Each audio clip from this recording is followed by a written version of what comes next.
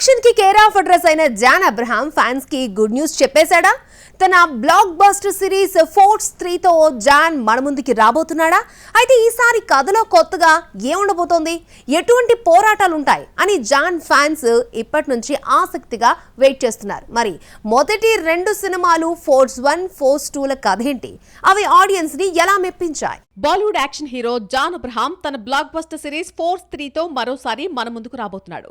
ఈసారి కాకి, the Bihari story లాంటి అద్భుతమైన సినిమాల డైరెక్టర్ బావుతులియా ఈ సినిమాను తెరకెక్కించబోతున్నట్టు సమాచారం.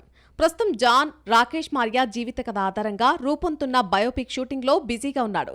నెక్స్ట్ ఇయర్ స్టార్టింగ్ లో ఫోర్స్ 3 షూటింగ్ ప్రారంభించాలని ప్లాన్ చేస్తున్నాడు. అయితే ఈసారి కథలో కొత్తగా ఏముండబోతోంది, ఎటువంటి పోరాటాలుంటాయి అని ఫ్యాన్స్ ఆసక్తిగా ఎదురుచూస్తున్నారు.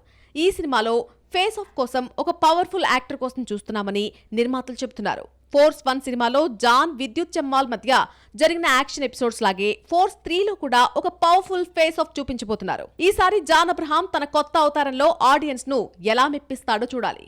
యాక్షన్ లవర్స్ కు జాన్ అబ్రహాం ఒక ట్రీట్. అతని ఫోర్స్ సిరీస్ కు ఫ్యాన్స్ చాలా మంది ఉన్నారు. అందులో 2014లో వచ్చిన ఫోర్స్ 1 ప్రేక్షకులను బాగా ఆకట్టుకుంది. ఈ సినిమాలో జాన్ అబ్రహాం ఒక హార్డ్ కోర్ పోలీస్ ఆఫీసర్ గా కనిపించాడు. డ్రగ్ మాఫియాతో తలపడి తన స్టైలిష్ యాక్షన్ తో స్క్రీన్ ను షేక్ చేసేస్తాడు. ఇక ఈ స్టోరీలో జాన్ అబ్రహాం పాత్ర యశ్వర్ధన్.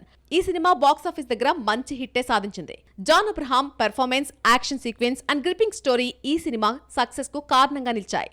2016లో వచ్చిన ఫోర్స్ 2 ప్రేక్షకులను మరోసారి యాక్షన్ రైడ్ లోకి తీసుకెళ్లింది. ఈసారి జాన్ అబ్రహాం ఒక ఏజెంట్ గా కనిపించాడు.